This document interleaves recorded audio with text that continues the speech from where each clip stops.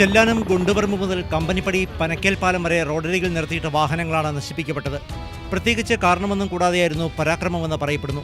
ചെല്ലാനം സ്വദേശി ശരത്താണ് അതിക്രമം നടത്തിയതെന്ന് പോലീസ് പറഞ്ഞു.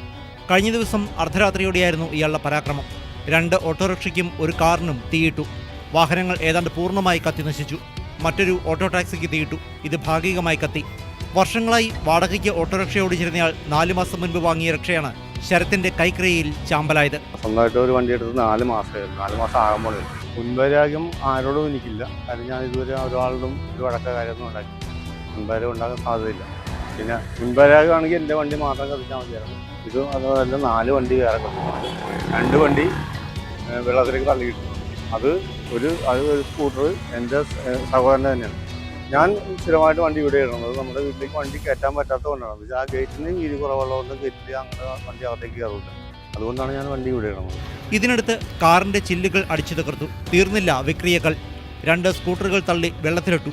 ഇതിനിടെ തീ പടരുന്നത് കണ്ട് നാട്ടുകാർ ഓടിക്കൂടി തീ അണയ്ക്കാൻ ശ്രമിച്ചതിനാൽ വലിയ അപകടമൊഴിവായി. ഈ പരാക്രമങ്ങളെല്ലാം കഴിഞ്ഞ് ശരത്ത് വള്ളത്തിൽ പണിക്ക് പോവുകയും ചെയ്തു. തിരികെ എത്തിയപ്പോൾ പോലീസ് കസ്റ്റഡിയിലെടുത്തു. വാഹന ഉടമകളുടെ പരാതിയിൽ പോലീസ് കേസെടുത്തു.